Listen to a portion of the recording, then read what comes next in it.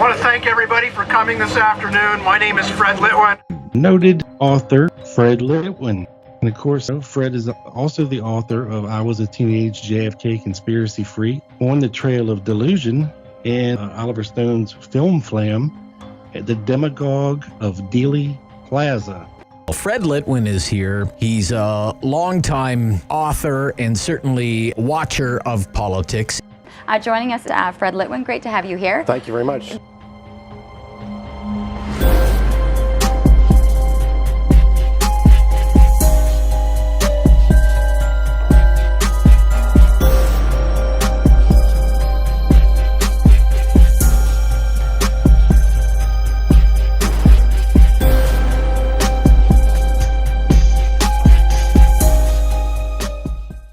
Good evening. Welcome to another edition of On the Trail of Delusion. This is my podcast in which I try to separate reality from ridiculous fantasy, where I try to take the wheat from the chaff and let you have some actual evidence, documents, proof, substance on the JFK assassination. And tonight my guest is Robert Wagner. I am very excited about this show, and let me tell you a few things about Robert. He's a forensic investigator of financial and economic issues related to all sorts of complex litigation. He's been doing that for more than 3 decades, including being hired by the federal government to investigate Bill and Hillary Clinton's finances in the Whitewater scandal. I'm sure he's got lots of tales to tell about that. Provides expert testimony in a variety of state and local courts, federal courts, on forensic reconstruction of various complex controversies. He is graduated from Seattle University and he lives in Seattle, and I am excited because his latest book, JFK Assassinated, is just terrific, absolutely amazing, and I'm so excited to have Bob on this show. So to start off, Bob, welcome, and if you could tell us a bit about how you got started in the JFK assassination. Oh, well, thank you, Fred, very, very much for having me. It's I know that your introduction was watching Geraldo Rivera in 1975 when he saw the Grodin and Dick Gregory put on the Zapruder film. I was 15 at the time. You were just a tad bit older than me, not much. In fact, I think you look younger than me right now, so I'm jealous about that. Like so many people, when you read their books, I was also influenced by Oliver Stone's movie in 1991, and became enthralled at that point in time. And I remember, not knowing much about it, not knowing to know what was truth, what was not truth, but, there was a whole lot of, interest. It was, Oliver Stone's a great filmmaker, but he didn't make a particularly historical film at that point in time, but it got me hooked. And I remember I used to do a lot of traveling in those days for my job. And I just went to an airport library, and I think that, a bookstore. And I think that because of the movie, they just started carrying some JFK assassination books, and I picked up Best Evidence by David Lifton. So there you go.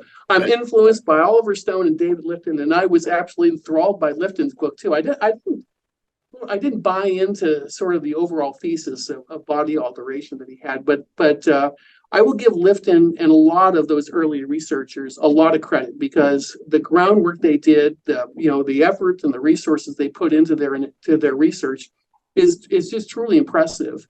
And Lifton, I thought, made a lot of good points, and he made me think a lot. And at that point in time, I started, gathering a lot of interest.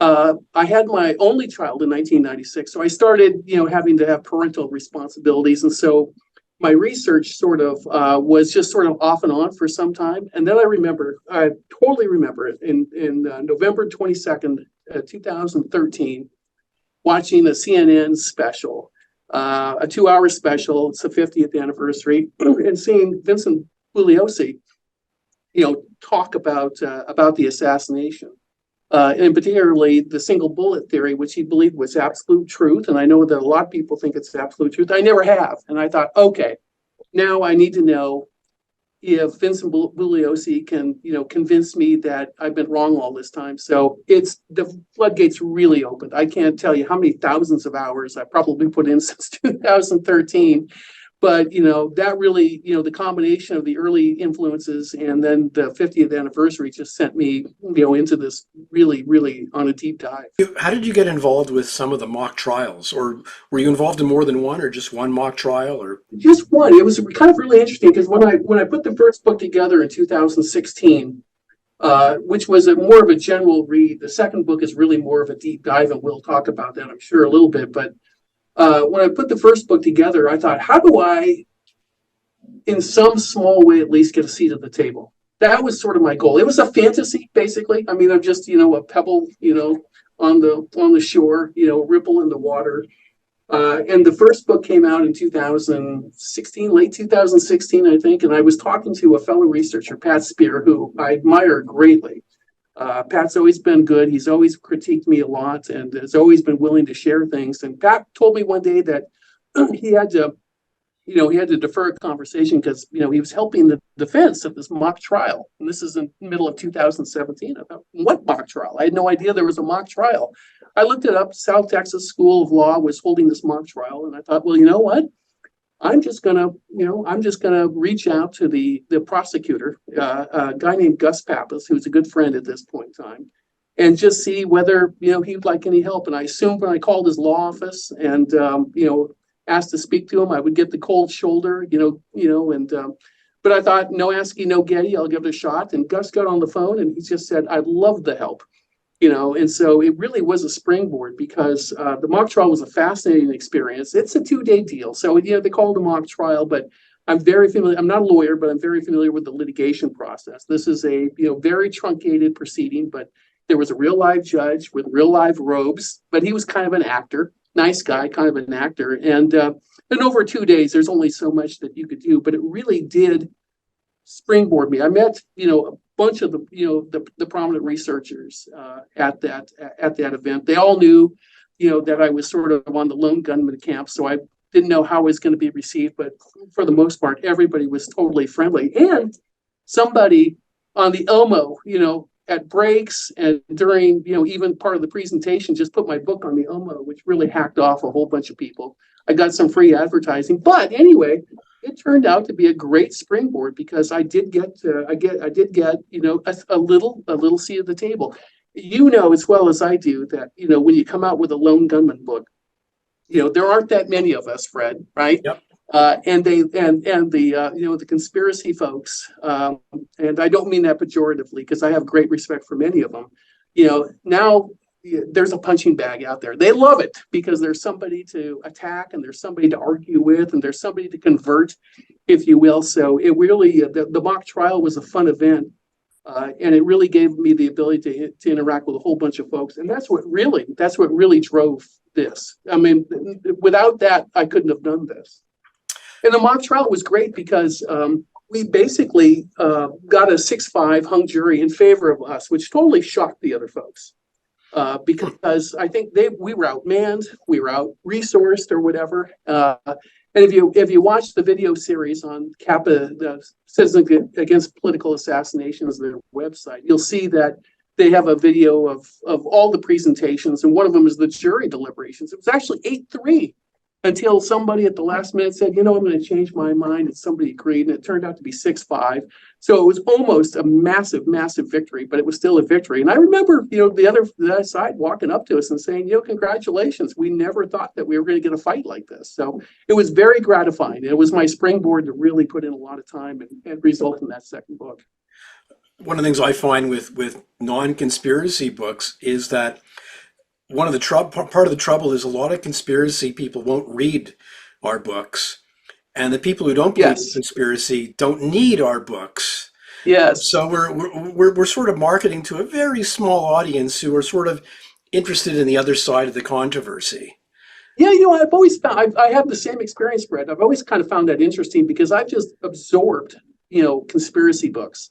And I'm sure you've absorbed conspiracy books too, but I have talked to folks on the other side that just said, I cannot do this. I can't pick those things up. I don't, another lone gunman, I can't stand it. I won't do it. Yeah. I mean, I like you, I buy all the major conspiracy books. The fringe ones I won't buy, but all the major ones, Josiah Thompson, you name it.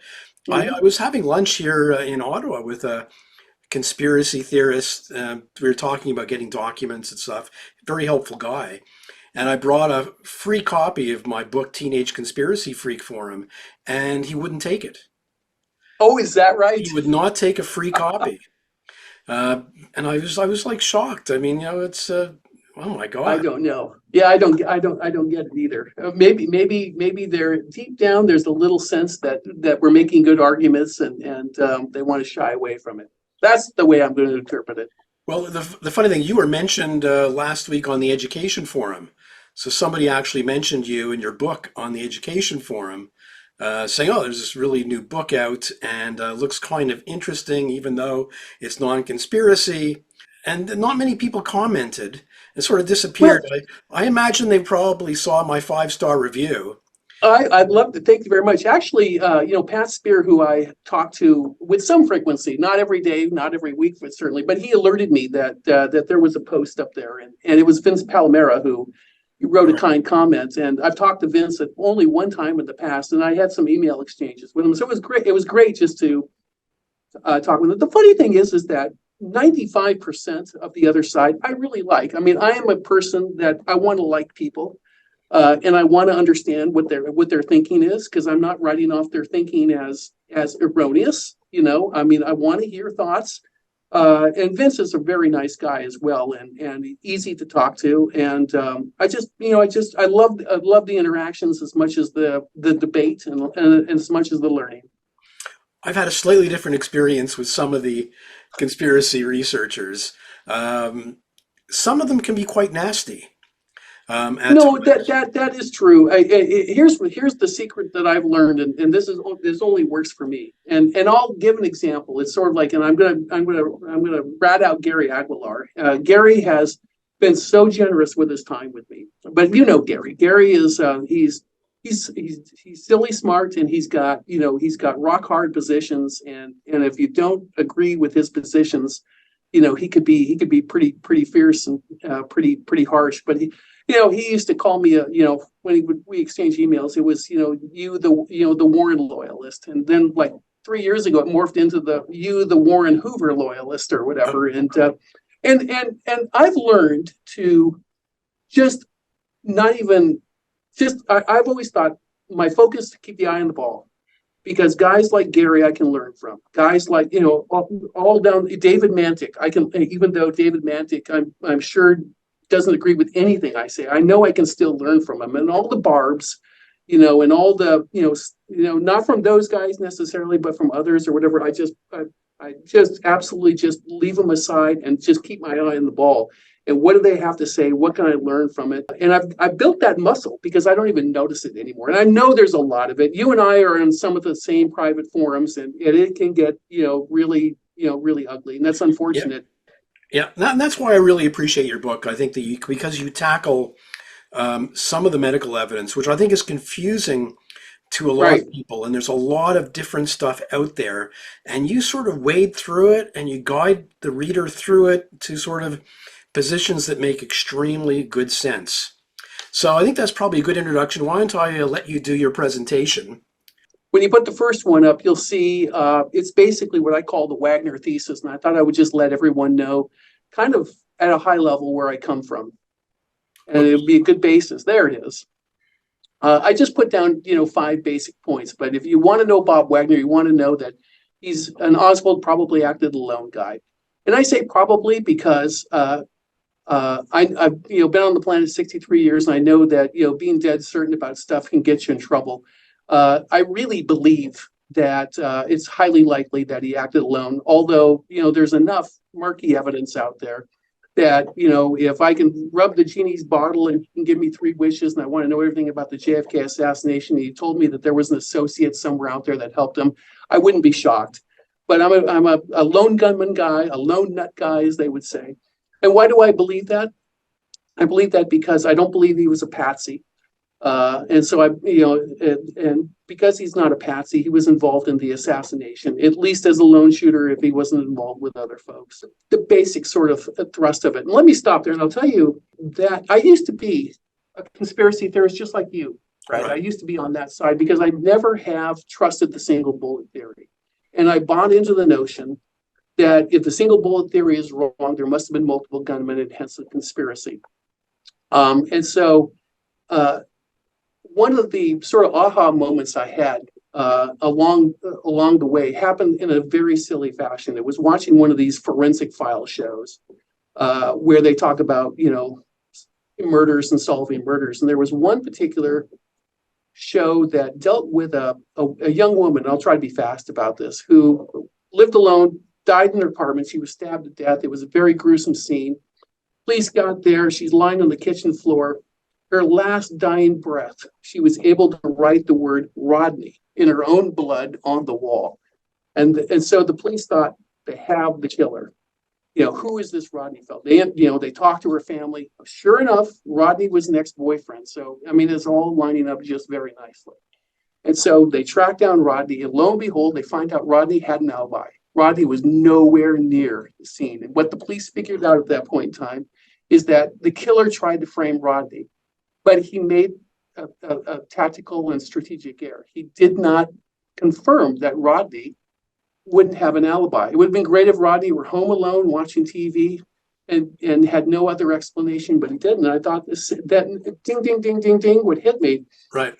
Nobody controlled Oswald's movements in the depository on the day of the assassination. He was, as I explained in the book, he was basically, trained in the day, and then he was on his own. He had reason to be on the 6th floor at various times throughout the day. Nobody, was controlling his movements. He wasn't heavily supervised at all, and certainly not on the day of the assassination. And of course, especially if you're talking about mafia, if you're talking about CIA, if you're talking about military, complicity in the assassination, certainly the first rule of patsyhood is to make sure the patsy can't be in the company of other people so that they can have an alibi. Right. And so the folks that look at the Altkins photograph and see him in the doorway, the people that think he's in the domino room, are all making my argument for me. There's no way that a sophisticated conspiracy can allow Oswald to be identified away from the 6th floor window at the time of the shooting. If you were a patsy, I've always put forward the sensible thing to do would be to have him removed from the depository before the assassination, driven to his death, and he could be D.B. Cooper all over again. It could have been he fired the shots and was able to successfully disappear forever. And that moment, it was the Rodney experience where it said, you know what, this is not making any sense.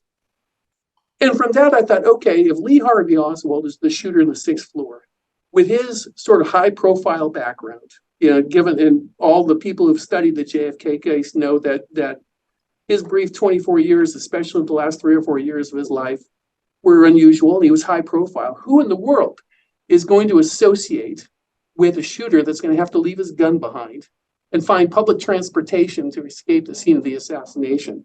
So it wasn't adding up that there was any involvement. It would be nuts for you and I, Fred, if we were so inclined to be so evil to want to assassinate the president, to think that we're going to join in a club with Lee Harvey Oswald and just wait for the police to track us down. It doesn't make any sense. So I became a lone gunman, an ardent lone gunman, basically on that point alone. But that led to the second point. If I'm a lone gunman, how do I explain my aversion to the single bullet theory? And as I looked into the evidence, they sort of came together in the first book. The aha moments in 1 and 2, but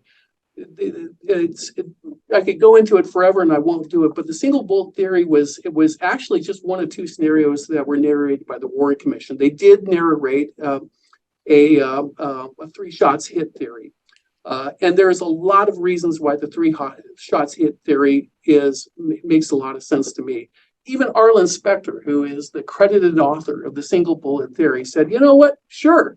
He could have, there could have been the first shot before he went behind the tree at Z210. There could have been a second shot that hit Connolly, and a third shot that was the 313 shot. He didn't think that happened, but even Arlen Specter allowed for this 3-shot hits theory. And there's a lot of reasons why it became very sensible that is a reasonable explanation for the assassination, or at least for that facet of the assassination. So I was able to come to the conclusion that I can have one gunman and no single bullet theory. And that really just started gelling kind of my theory together, or my analysis together. What else did I have to deal with? The head snap, the most famous exemplar of conspiracy. I just came to the conclusion that the head snap wasn't caused from a bullet flying in from the front. If you look at JFK's movements from 313 to 317, right after the shot, you can see that his entire body is being thrust backwards. You can almost, if you play it, with more than just a small picture, if you look at a large frame, it's almost, you can imagine his belt buckle being lifted out of the seat. His body's being thrown backward.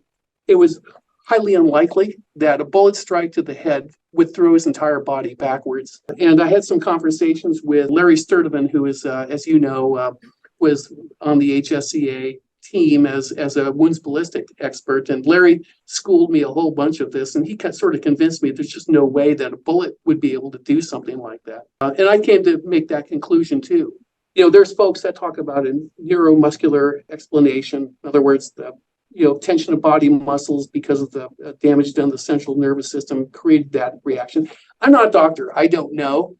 I know what the issue is. I understand the issue. I can't opine myself that there was a neuromuscular explanation. Maybe there was, but what I'm satisfied is it's not a bullet flying into the front. And that eliminates, for me, at least the notion of a grassy knoll shooter. Right. That led me to the medical evidence. And what are the biggest features of the medical evidence? And one of the more one of the more controversial features is what folks saw at Parkland Hospital. Yeah. Parkland Hospital, if you listen to the people who are on the conspiracy side, they'll document time and time and time again how virtually all the doctors are talking about a blast wound or a missing skull on the rear part of the president's head. To them, it's evidence of a bullet that flew into the front, and then upon explosion out, as bullets do on exit, created this hole in the back of the head. I don't think that's the way it was. It's kind of hard for people to accept that so many people seem to be so wrong about that, but I think they were. And we'll go through that a little bit. I'll spend a few minutes on that, but the blast wound was on top of the head, not the back of the head. One. And two, I've come to the conclusion there was one headshot. It entered the EOP, the external occipital protuberance on the president, and the blasting effect and the cavitation of the skull created this large wound on the top of the head. I will say this is the major change I made from book one to book two. I used to believe that the HSCA probably got it right, that the injury wound was high on the top of the head at the so-called calic level. But after looking at the evidence and actually, having a lot of help talking with folks with a lot of medical experience on the conspiracy side, I became convinced I was wrong in book one, and that really that the autopsy doctors got it right. So, concluding that there really was a wound in the back of the head on entry and a wound to the top of the head on exit is basically my broad brush, interpretation of the medical evidence. And lastly, one thing that relatedly was always a problem for me in book one, and especially in book two, is a fragment pattern that's shown on the president's postmortem lateral x-rays. A fragment pattern that seems to cone from front to back in the top right quadrant of his head, with smaller fragments at the front of the head and larger fragments going away from that, which would suggest a coning effect with small fragments to large fragments, would sort of suggest that a bullet would fly in from the front and create that fragment, or that lead storm, as they would call it. And I respect that argument. I think actually you can't sweep that one way. You can't sweep it away so easily. At least I can't. But ultimately, at the end of the day, I think that people who believe that the fragment pattern it results from a shot from front to back, and people like me from back to front, have an argument to be made there. So I've always called it the best argument. And I spend a chapter in the book saying, this is your best argument to make about a conspiracy, at least from a multiple gunman standpoint. And it's one that's troubled me. I've like I say, I've spent a lot of time in thinking and reflection upon that, but I think it's their best argument. But at the end of the day, I don't think it's convincing, because what I like to do is I've put everything together in overall context. I've looked at the evidence. I say, what does it tell me? If I'm the juror, how do I put all the pieces into a contextual whole? And ultimately, I concluded that the fragment pattern is not troublesome to my theory, although I do respect that it's a reasonable and debatable argument to have. This is my broad brush on the single bullet theory. I've got 3 panels here, and I apologize for not labeling, but the first panel on the far left is a diagram that was done on the night of the autopsy by Dr. Boswell, one of the autopsy doctors. I'll talk about that in a second. The middle panel is a diagram that was drawn at the behest of one of the autopsy doctors, Commander Humes, for the Warren Commission. And the third, and I apologize for putting an autopsy photograph on there, but there's an autopsy photograph that shows an apparent wound in the president. And what, to me, big reason the single bullet theory fails, and there are lots of reasons in my mind it fails, but number one is you'll see that on Boswell's diagram on the far left, that dot is drawn on the back. You'll see that in the middle diagram, the diagram drawn for the Warren Commission, supervised by one of the autopsy doctors, the wound is in the neck. And then, years later, when the autopsy photos are bootlegged and made public, you can see that there is an apparent wound in the back. I think the president was shot high in the back. They call it at the third thoracic vertebrae. It's probably close to that. It's certainly not in the neck. And I can't make, a bullet wound go in the back and come out the throat, have it go onto Governor Connolly. And this is one of the major reasons why I've rejected the single bullet theory 25 years ago. This is the HSCA. They came to conclude that the single bullet theory was an explanation of the assassination too, and they actually went through a lot more analysis than the Warren Commission did. They hired a NASA engineer by the name of Tom Canning to do trajectory analysis for them. And at the end of the day, this is the way that the HSCA had theorized the single bullet theory to have occurred. You'll see the arrow that's going downwards, and you can imagine Governor Connolly, in the way on the far right. But if you look at JFK, he seems to be leaning over quite severely. Cyril Wecht, who I'm stealing his line, but he always likes to say this, it's like the president is bending over to tie his shoes. Well, the only way that you can make the single bullet theory work with a trajectory of a bullet that's actually anatomically higher on the back than it is, or in the throat than it is on the back, is to have the body lean over like this to make that arrow go towards Connolly. And I just thought, this is how ridiculous, at least in my mind, could this be? But this is another reason. I don't know how the HSCA could see this, compare it to the Zapruder film, and come to the conclusion. But it's another reason why it solidified my view that single bullet theory wasn't viable.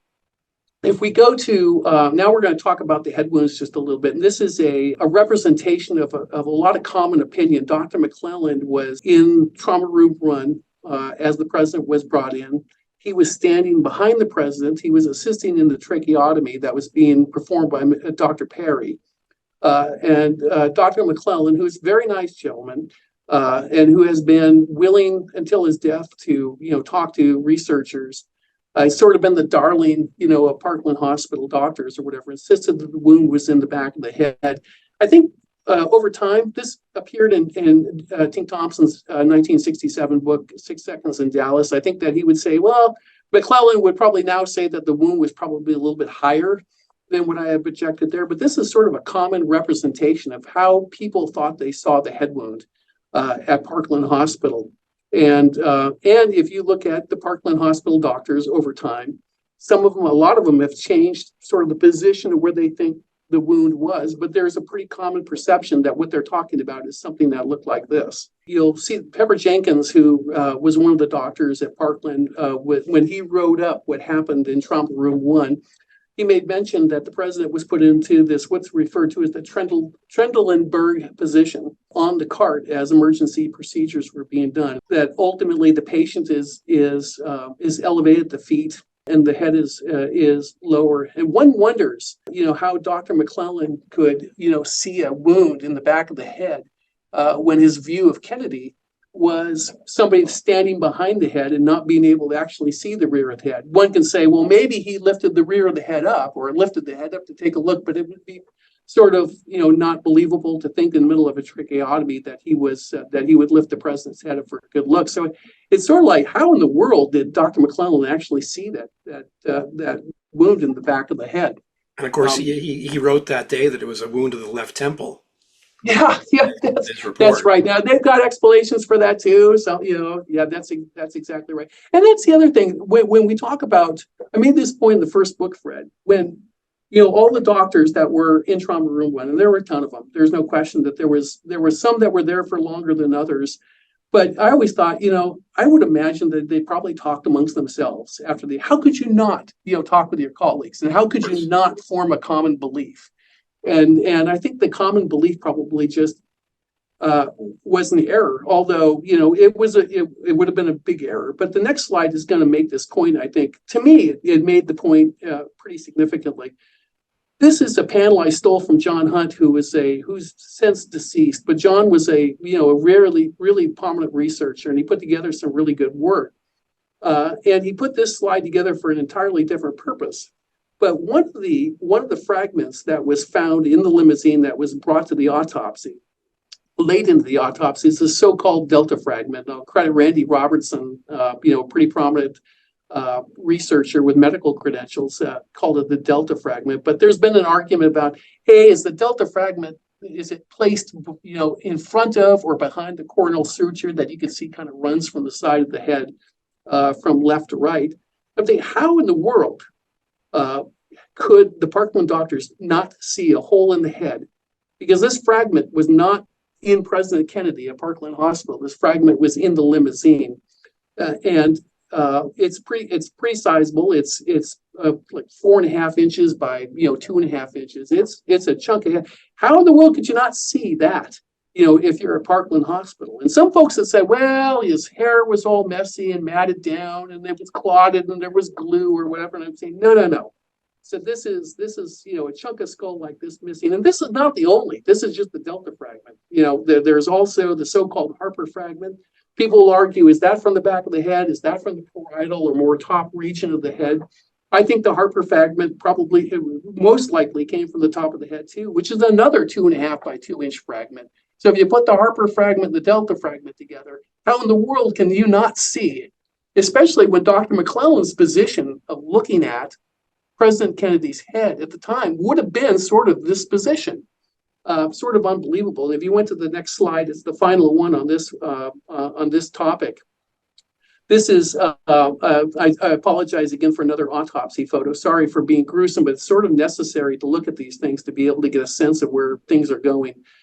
This is one of the 7 views that was done at the autopsy. It's shown from behind the president. You can imagine there's a sort of a head brace or whatever that his head is laying on. The hair and the scalp is just allowed to fall with gravity. I put a blue arrow where you can discern some brain matter through the mess. James Jenkins, in his book Cold Shoulder History, described that that you could actually see the brain matter in this book. You can imagine the way that we're looking at this right now. Again, this is Dr. McClellan's view. He's standing behind the president. It's actually, the president is now, flush against the camera view, not in the Trendelenburg position.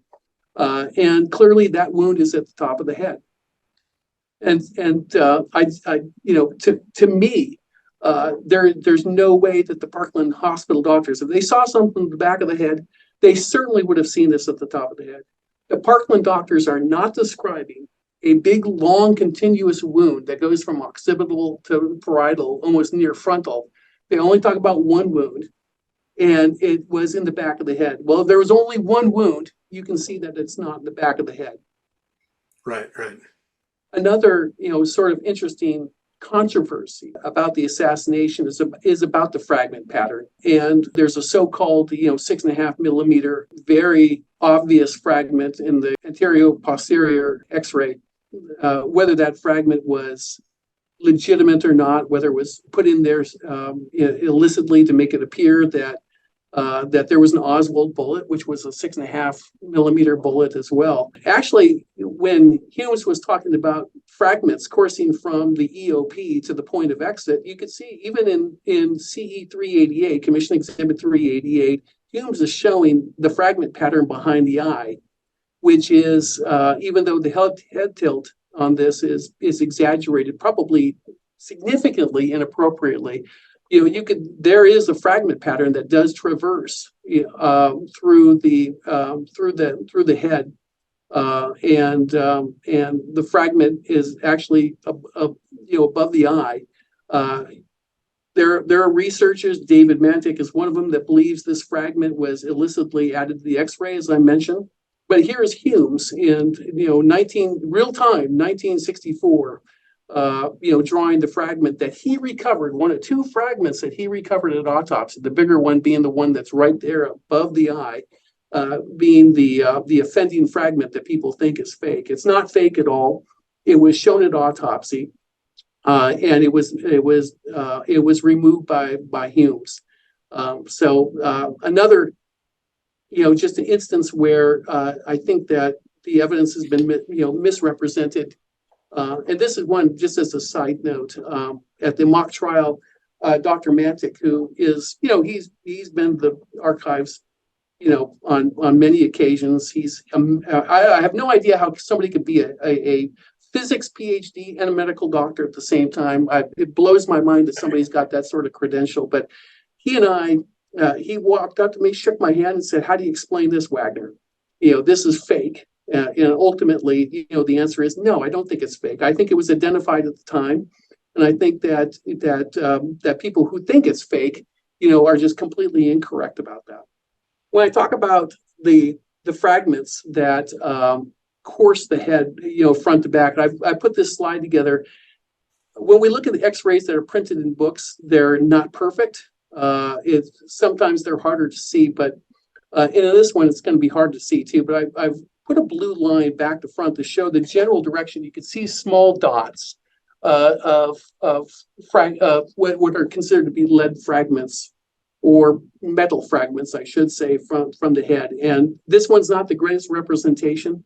But you can see that following the arrow, there does seem to be, fragments that do show going from, the front of the head to the back of the head. Some of the larger fragments, as I mentioned earlier on, are in the back of the head. And this has been used by a lot of folks, to suggest that this is evidence of a bullet that comes in from the front. Smaller fragments in the front, there's a coning effect because the fragment pattern does cone as it goes back through the skull. And so this is a particular piece of evidence that I've spent a lot of time on, and respecting the arguments about that. Now, Pat Spear, who has done great work, has done so much work, and I like I said, I'm amazed at the type of stuff he has done. He was the first one to bring to my attention, Bob, these fragments aren't even in the skull. The fragments are probably in the scalp. And because Pat believes there was a tangential shot that struck the president from behind. He's not a Oswald alone man, but he believes that there was only a shooter from behind. And he believes the fragment pattern that's in the scalp is evidence of a tangential shot. But I didn't even consider that. I don't know how to read an X-ray, Fred. I'm not a medical doctor for sure. But I thought that was an interesting point. But this is the reason. One of the reasons that people will say that there had to be a front gunman from the grassy knoll, just because there is a fragment pattern that establishes that. I did send you an email. One of the forensic radiologists who was consulted by the ARRB, that he said the fragment pattern was not suggestive of a shot in either direction. Correct. Yeah, so correct. There's a variety of opinions on this. Yeah, there are a variety.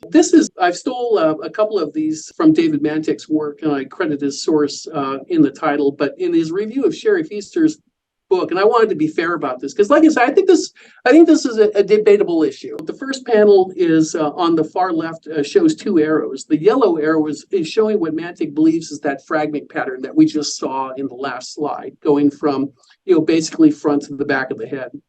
The red arrow, just for reference points, is what he believes that Sherry Feaster was suggesting from a South Knoll or South Overpass gunman. What Mantik did is he in the middle panel, I think correctly orients the president's head to the position it was at Z312 and Z313. And I think this is a problem too. I think the far panel is CE388, which was part of the Warren Commission artistry, if you will, that was put together, which is showing the lean of the president as the fatal bullet entered his head. being way, way, way, way too far forward. But the Warren Commission needed to do, if they believed in a straight line trajectory of a bullet through the president's head, they needed to have the bullet, and it's fired from the 6th floor of the Texas School Book Depository. They needed to lean the head enough so that it made sense, because we know that 2 fragments from the bullet struck the interior of the automobile. So 388 was put together to reconcile the known trajectory coming from the 6th floor with the collision of fragments inside the automobile. But I think Mantic is more or less correct in the middle panel. The head orientation really is sort of like that. And his point is that, well, if you draw that in and out arrow with a correct orientation of the head, you have nothing, it's not coming from the 6th floor of the depository. It's coming from the trunk, it looks like. I think that is, I think it's a reasonable point that everybody should understand and form their own positions on. I still think one of the major sort of assumptions that's being made in the middle panel and the far right panel is a straight line trajectory. There is researcher after researcher after researcher that will say that bullets never go on a straight line. Even through soft tissues, you can't count on a straight line of the bullet. In fact, Fred, one of the features of the wound in the president's back and the wound in the throat that really convinced me about the single bullet theory, about the problems with it, is that, if the bullet was on a straight line and it entered, if it really did truly enter the neck and came out the throat, it would have been obvious to Humes that was exactly the case. What did they do? They assumed the bullet could have gone anywhere in his body. It could have deflected. It could have ended up in extremities like the arms and legs. They X-rayed the president's body, looking for that darn bullet for, some people say, for a couple of hours, ultimately that night, and were unable to find it. But the point is that you don't need to have a straight line trajectory. The bullet, once it hits a hard, especially a hard surface like a skull, all bets are off. And really trying to figure out where the bullet exited is more difficult than just establishing where the blast wound was on the president's head, because as Larry Sturtevant very convincingly documents, and others do as well, when that bullet passed through the president's head, it created an enormous pressure that destructed the skull at the sutures. And that cavitation and pressure, that hydraulic cavitation, is really the thing that exploded the fragments. It wasn't the bullet exploding the fragments out. It was the head, the pressure of the head exploding the fragments out. So the wound in the head is more than just where the bullet might have come out of the head. It really has something to do with where the cavitation occurred because of that pressure. Larry Sturtevant has curved, yes, in his book of the headshot. Yeah, I think Don Thomas is a researcher I've got great respect to. I've talked with Don and met with Don, especially I first met him at the mock trial. He's such a nice guy. And Don, he has a lot of criticisms about the HSCA's trajectory analysis. And his conclusion is that, it assumes a straight line, path to bullet. He said, there's no way you can make that assumption. Any honest researcher, in Don Thomas's opinion, knows that you can't use a straight line trajectory and make an assumption about the path of the bullet. It's random. One shot to the next shot to the next shot could have totally different results as the bullet flies through the human head. But ultimately, when you come down to this slide, this is from my first book, and thankfully this is my last slide. And I thought, okay, I want to just I like to lay things out as a litigation consultant. I'm always putting flowcharts together. What happens? What are the logical sequences of events? And I thought I would do in my first book is put together a diagram that helped me evaluate the evidence. This is sort of like my cheat sheet as I came to my conclusions. And I've always thought a threshold question was Oswald a patsy? People, why do you care? Why is the first major question was Oswald a patsy? Well, I say it's very important. Let's take a look at it.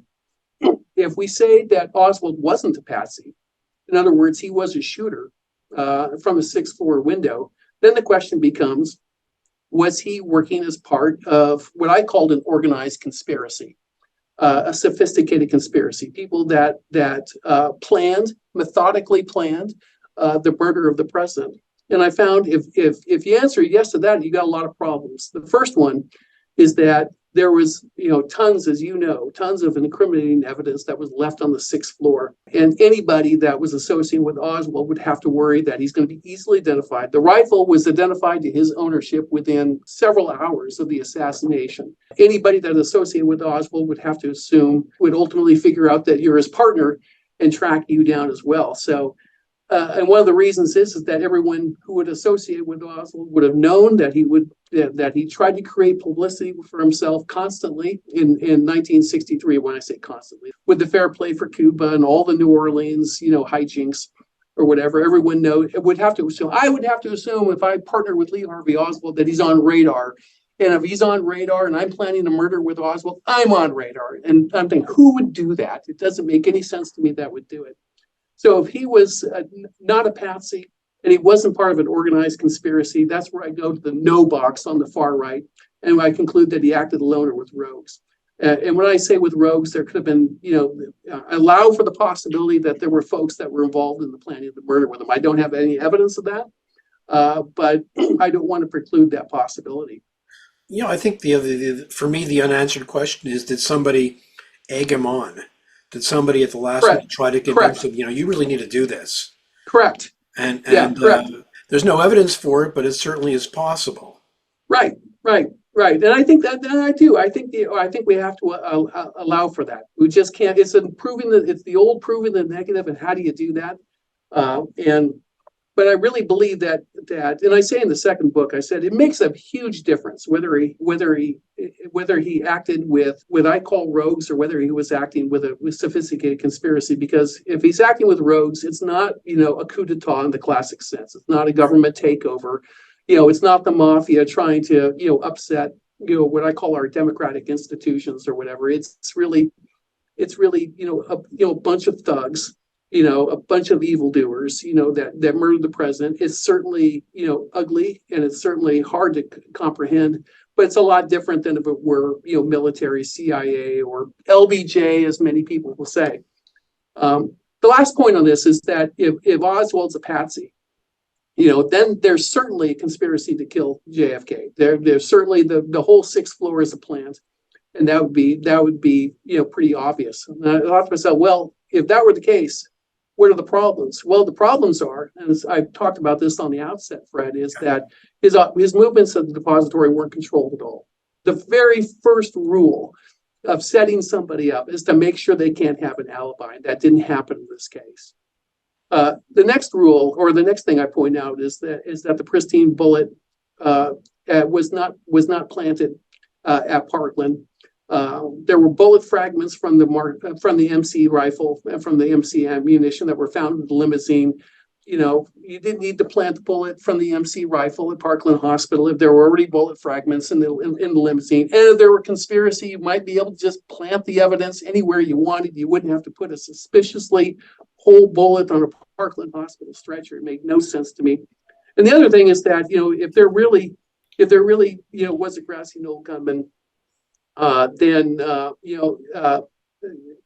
clearly it would be really hard to frame a lone gunman from behind under that circumstance. That would fall apart when the forensic evidence is looked at.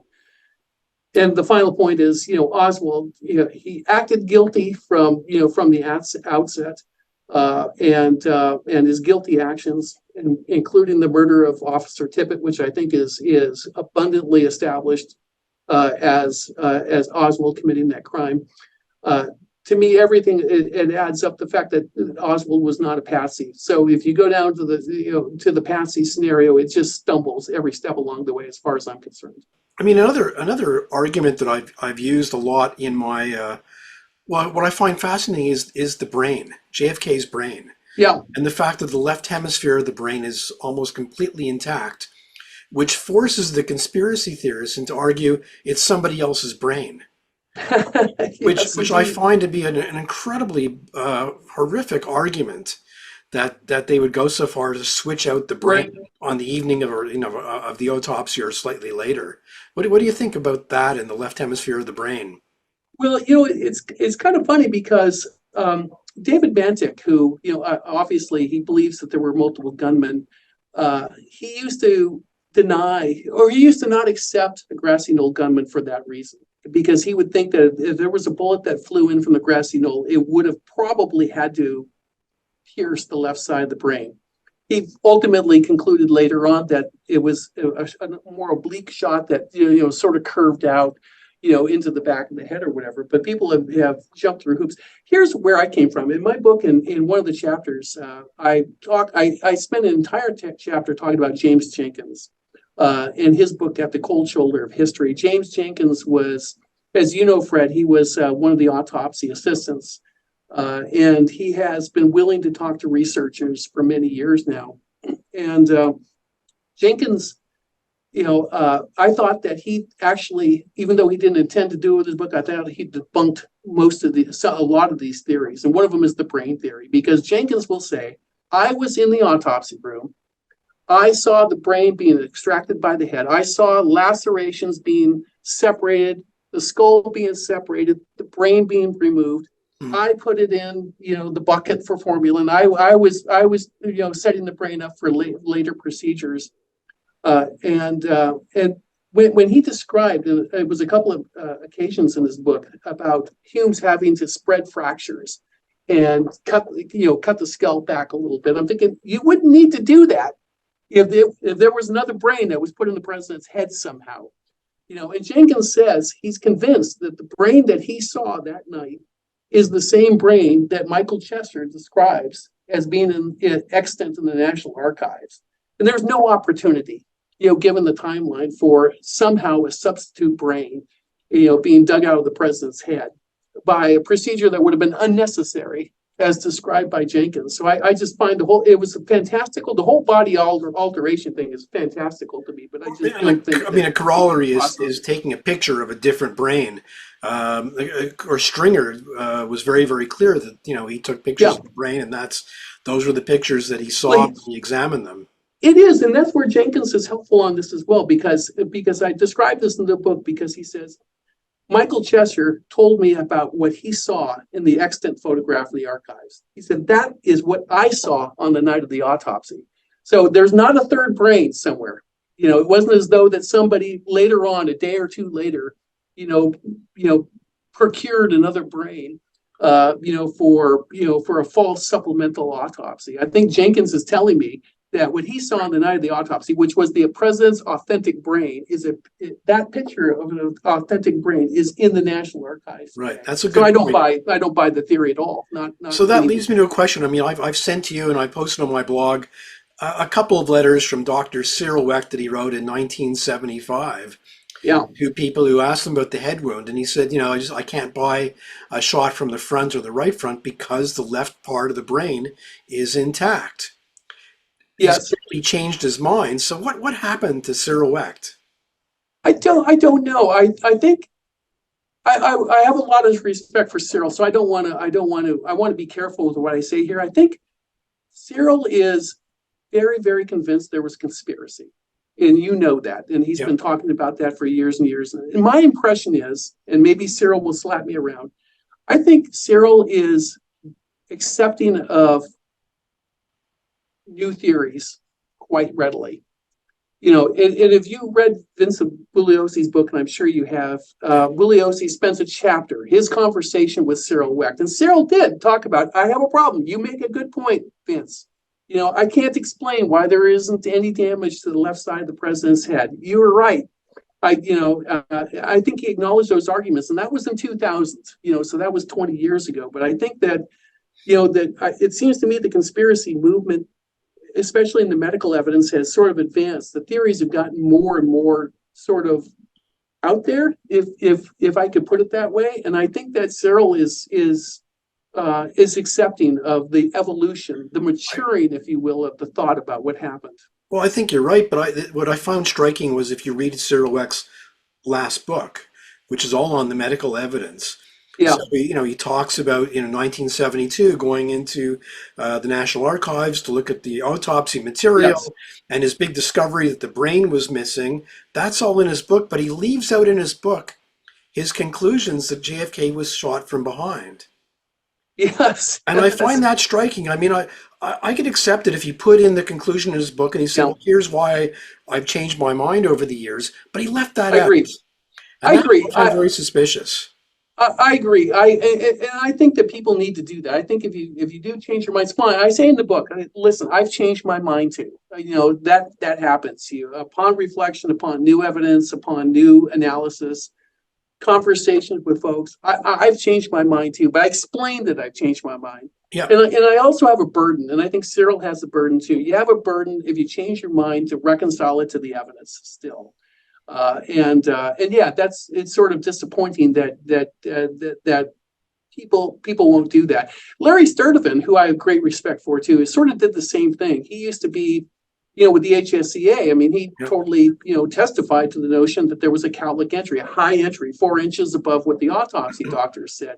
And when he wrote his book, the JFK Myths, almost 15, 20 years ago, he went back to the EOP, the low, the entry wound. There's no in myths. I want to see what the reconciliation is. I want to see how you became convinced of going from one to the other, and he really doesn't explain that, and it's quite frustrating when that happens. Yeah, you're right about that. Although I think your explanation is quite masterful in the book. I think you really do explain that. I was very, very struck in the when PBS did their Nova special on the JFK assassination, and I think his name is Peter Cummings, the coroner of Boston, examined the autopsy X-rays and photos, and he explained the fracture lines coming from the EOP, which really explained that's where the entrance was. And you explain what you call, I think, Poupé's Law. If you want to talk about that a while. Yeah, it's actually something that Randy Robertson, who, as you know, is on the conspiracy side. He's a medical doctor. He's been in the archives. He's studied the primary evidence with his own eyes, and he pointed out a long time ago, almost 30 years ago at this point in time, that there's a concept called Puppy's Law. Puppy's, how do you ever pronounce it? I always pronounce it Puppy's Law. Right. Which suggests that if you have 2 fractures, and I use the example of a windshield. If you can imagine this on your windshield, if you've got multiple cracks in the windshield, a second crack that heads in the direction of the first crack is going to stop dead in its tracks when it meets the first primary crack. And when Randy Robertson looked at the X-rays, he could see that there was a long transverse fracture coming from the EOP, or coming from the occipital region of the brain towards the top of the head. That the fractures on the near the top of the head that occurred stopped dead in their tracks when it met that transverse fracture. And to him, and it's a convincing argument. I'm not 100% about anything. I'm really confident about this argument that transverse fracture that started low in the back of the head is the first trauma that happened to the president. And that first trauma was a shot to the back of the head at about frame 312. Right. Yeah, and I think that's very, very convincing. I think Cummings was very, very convincing. I'd love to see Cummings actually write a report about that. Now, I don't know if you saw Oliver Stone's documentary series, JFK Destiny Betrayed. I saw a bit of it. I haven't. I got to apologize. I haven't been through the whole thing. Well, it's sort of very illustrative of your book, in a sense that you have Randy Robertson is in it, David Mattick is in it, Gary Aguilar is in it. And, I reviewed I debunked a lot of stuff in the documentary series, but one of the things, they claim there was a hole in the windshield. This is Randy Robertson. There's a hole in the windshield, and that proves a shot, blah, blah, blah. And there's reflections, and there was a whole bullet found by in the car by this admiral, this Navy man or whatever. James, this young bullet. Yeah, what I found interesting was that when I was researching that, the person who actually debunked some of those notions was Gary Aguilar. So I found it very funny. Okay, here you have Robertson arguing this in the documentary series, and online Aguilar writes a whole big article. That's completely ridiculous. Yes. So and I think one of the things you talk about is sort of the chaos of the medical evidence, and I thought that was actually a brilliant way of discussing. It is total chaos, and it's chaos for a couple of reasons. One is because folks who have credentials to look at the medical evidence have diametrically different positions about what happened. Was there 1 shot? Was there 2 shots? Were there 3 shots? to the head, and they have different explanations about angles and patterns, and not only that, but they've changed their positions over time as well. Gary's been very generous with his time, so I hate to jump all over him too, but Gary's been all over the map on this thing, and I explained the book that once upon a time he was in the Don Thomas school where there was no shot actually that penetrated the back of the head. It was a ricochet. And there was only one shot that passed through Kennedy from the front from the grassy knoll. Well, he abandoned that. Now he's with Tink Thompson, where there was a shot, first from the front from the grassy knoll, and then 7/10 of a second later, from the back at the cowlick. It's sort of like, wow, that is really, orphaning Thomas and adopting Thompson on something like that is pretty dramatic, actually. And also Gary has written tons and tons and tons and tons of stuff over the years, as you know.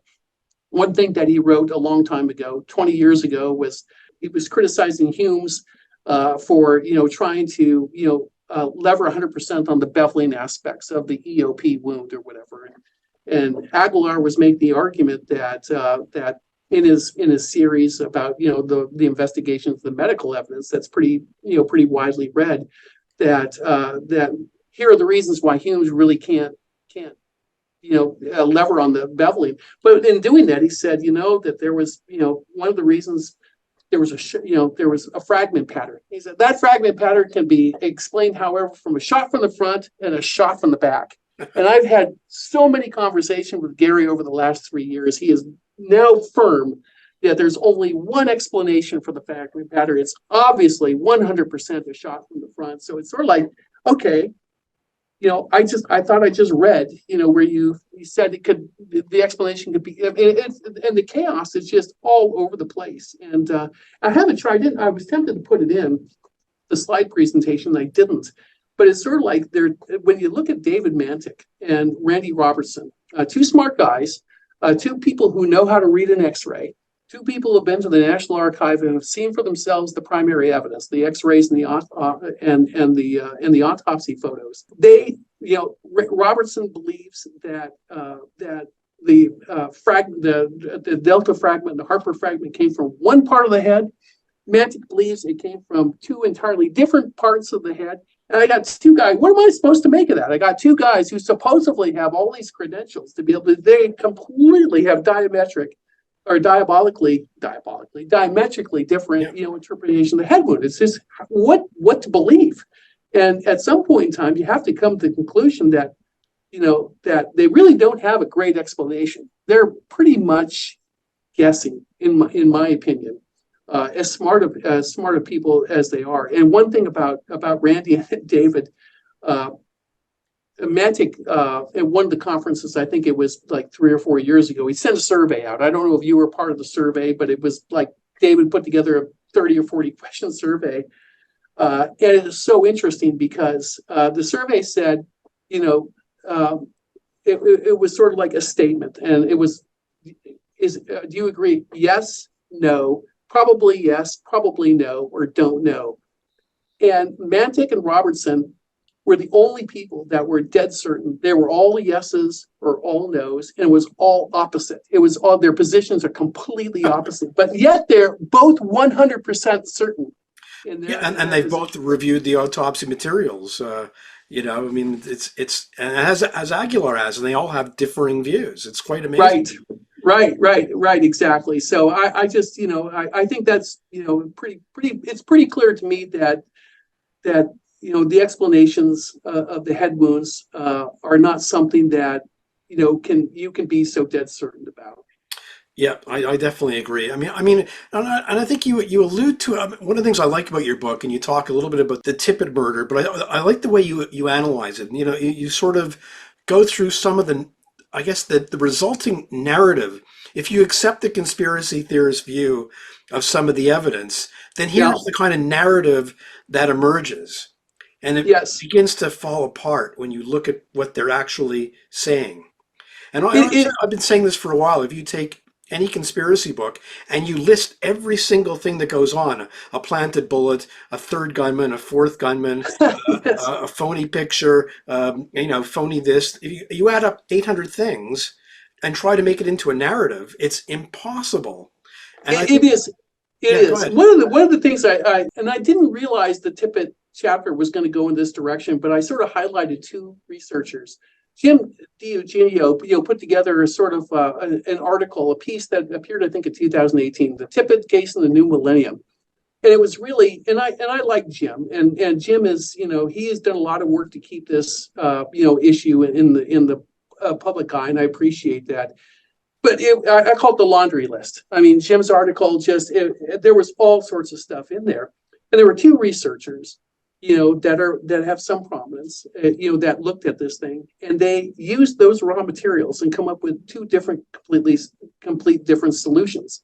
One of those researchers believed that Tippett was guilty, Oswald was guilty. One of those believed that Tippett was innocent, Oswald was innocent. They're both looking at the same raw materials, the same fact patterns, and coming to this. It's like the head wound evidence. They're coming to diametrically different conclusions. And you're right. It's sort of like what you have to believe about the Tippett murder and who was involved. If the conspiracy, troops are to believe, it becomes pretty unbelievable. Even going further, I mean, when you look at Tippett and you say, okay, the killer of Tippett looked like Oswald, or, where people sort of identified Oswald as the person running away, emptying his revolver. So then the conspiracy was like, well, okay, somebody looked like Oswald. Who looks like Oswald? And all of a sudden you have people coming out, Larry Crawford. Yep. Why you worked for Jack Ruby. Oh my God, yep. He shot Tippett because he looks like Oswald. I have no evidence whatsoever about Larry Crawford, but you know what? That's the solution. There it is. Who looks like Oswald. And and Crawford is the individual that Johnny Brewer saw sneak into the theater. It wasn't Oswald that snuck into the theater. It was the doppelganger that snuck into the theater. And it's on Tippett. There's all sorts of fascinating features to that. But to me, it is the shell evidence. Some of it, the chain of custody is messy. Some of it's not, and there were plenty of witnesses that were able to identify Oswald. And you can criticize, the lineups of which occurred with the witnesses identifying it. But I became, I became pretty convinced that I don't think that every one of those was wrong. But maybe I'm being too simplistic about Tippett. But I thought another aha moment on the Tippett thing was the jacket. Nobody and I like when I look at my analysis, I think, what can I use that nobody disputes? If I can take away argument and then put together a tapestry, people shouldn't be able to argue it. One of the things about Tippett is that nobody disputes that he left the boarding house with a jacket on. Nobody disputes that the assailant at 10th and Patton was wearing a jacket. You shouldn't dispute that Oswald entered the theater not wearing a jacket. A jacket was found along the way. There's no reason for Lee Harvey. He didn't stop at a social event and remove his jacket somewhere between 10th and Patton and the theater on Jefferson Boulevard. To me, it's saying, okay, what really happened here? It had to have been Oswald was at the scene. He fled the scene. He took his jacket off, threw it underneath the car, whatever, where the police found it later on, right, or almost right away. Right. Entered the theater as Johnny Brewer saw him entering the theater without a jacket on, and away you go. There was the theory that, well, of course he didn't have a jacket on, and the theater was warm. He took it off, and that jacket actually was, ended up back in the depository, planted, by the police, to make it look like that Oswald was the assailant. To me, it's totally ridiculous. But the jacket thing is pretty unexplainable. Yep, no, I think so too. Look, I have to ask you before we end the interview. I mean, the one thing I didn't agree with in your book is a single bullet theory. I was going to ask you about that. I like the single bullet theory. I'm not shocked. But I wanted to ask you about what your thoughts are on, for instance, the work that Dale Myers has done on the positions of Kennedy and Connolly being in line for the single bullet theory. Fred, I don't dispute that the alignment was right. What concerns me about the single bullet theory is the pattern of the wounds and the pattern of the clothing. The man was shot in the back. The bullet came out his throat. It was an upward trajectory, a bullet that didn't, as the Warren Commission, they had it going down in from the neck, out the throat to the governor. The HSCA, I think, did some pretty good work to at least establish that the wound in the back was lower than the wound, just a smidge lower than the wound in the throat.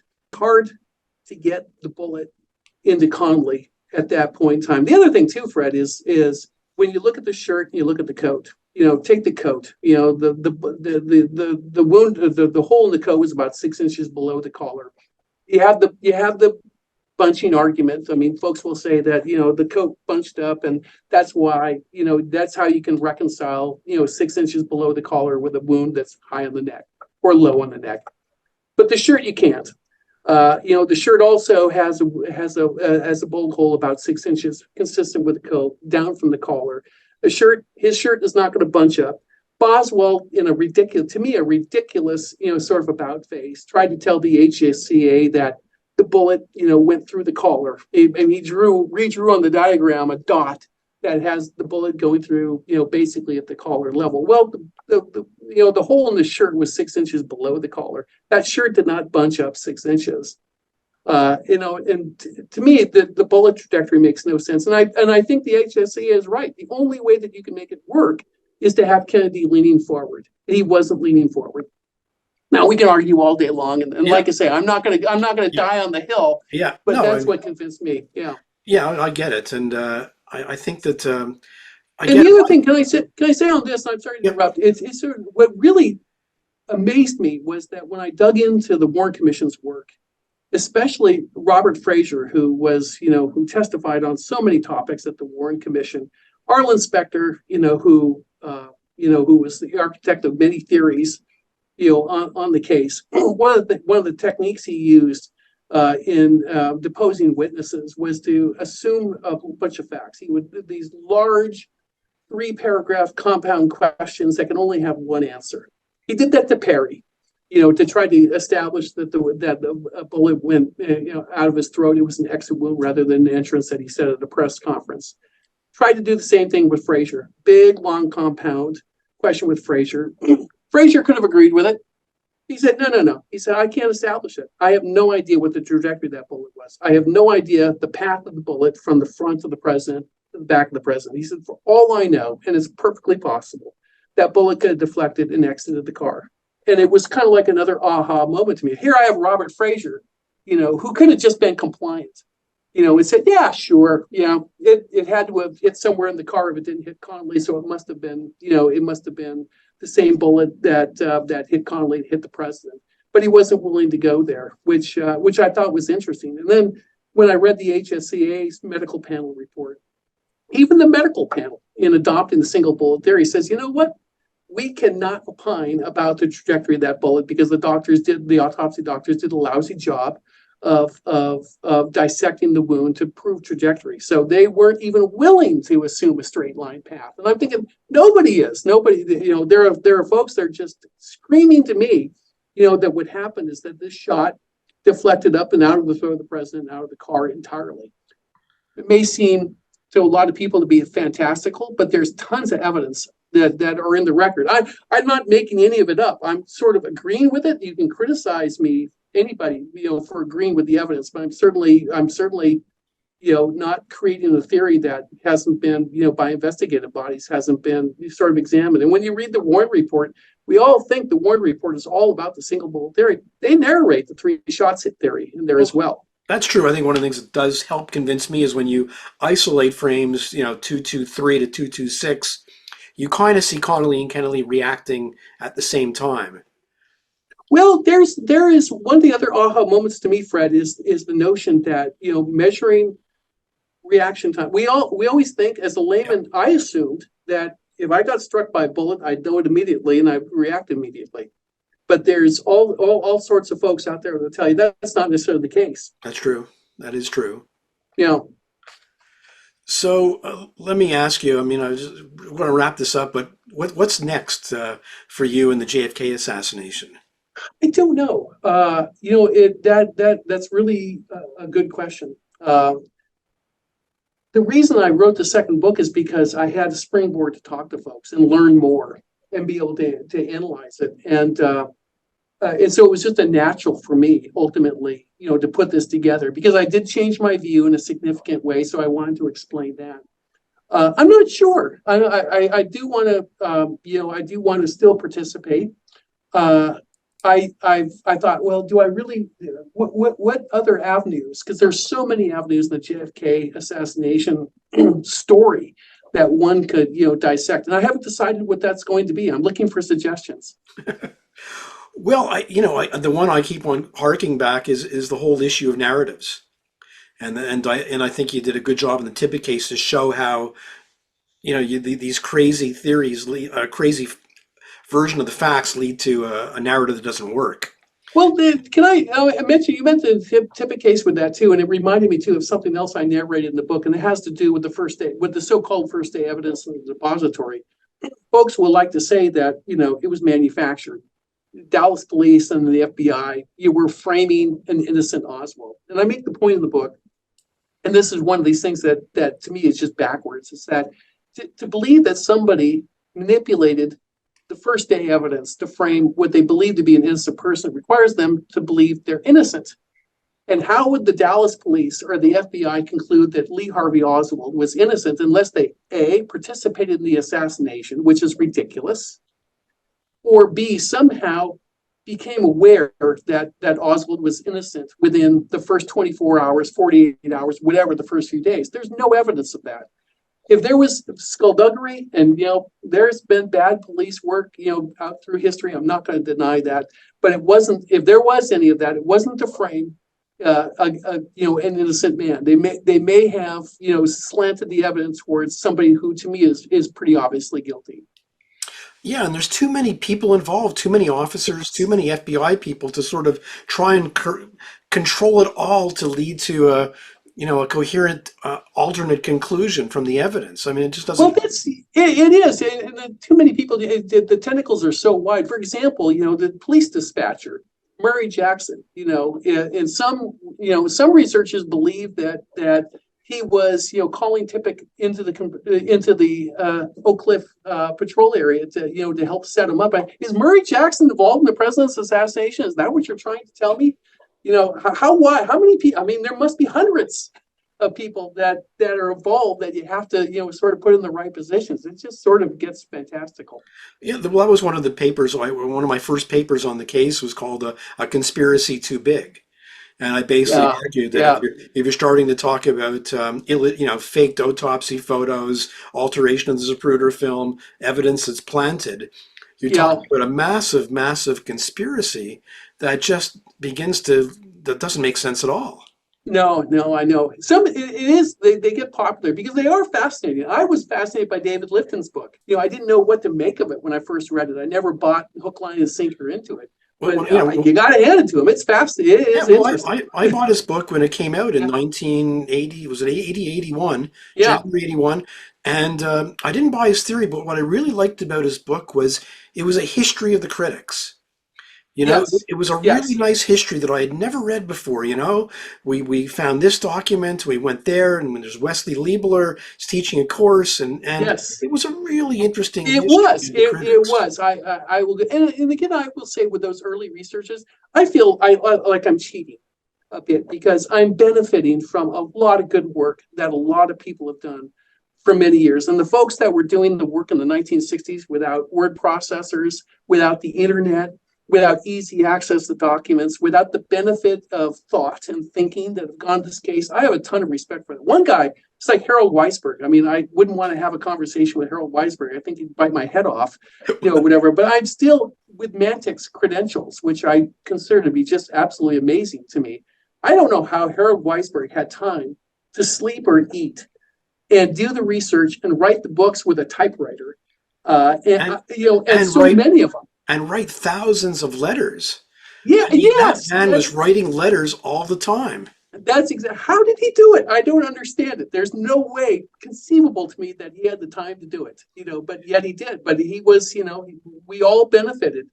From a lot of his work. I've read a lot of Weisberg's letters. I mean, you'll find here's a 9-page single-spaced letter, that he sent to somebody, and there's a 12-page single-spaced letter he typed to somebody. That is dedication right there, my friend. That is absolutely incredible. Right. So I have a lot of respect for that. One of the people that I have a lot of respect for too is Josiah T. Thompson. I've met him. I've interacted with him. He's a super, super nice guy. You know, the work that he did in the 60s as well is monumental. It's got all the sorts of accolades it does. I do have a lot of respect for a lot of those early researchers. I have a lot of respect for a lot of researchers who've done a lot of work on this. Have you read Nick If I Nally's disagree. papers on? Have you read Nick Nally's papers on the Yeah. headshot? Yes. He's a good friend of mine. I mean, I think he's written Yeah. some very, very important things about. Right. Yeah, he's taken some incoming from those analyses. That's for yeah, sure. and in fact, what's really interesting is that he wrote like an 80-page rebuttal to Josiah Thompson, and there's been silence coming back. No, his critique has not been addressed, which is unfortunate. Yeah. Tink is not. I think he decided to sort of retire, semi-retire. He did go on the circuit. He was at the Sixth Floor explaining his book, and he's done it at the assassination conferences too. But I've messaged back and forth with a little bit. I don't bother people. They don't want to be bothered. I don't bother them. But I got the impression that he's sort of done debating, at least with me anyway. Okay, well, look, thank you very much for joining me on the Trail of Delusion, and it was great talking to you. Same here. Thank you very much for inviting me. I really, really enjoyed our time, and I hope I see more of you, Fred. Appreciate it. Me too. Thank you very much.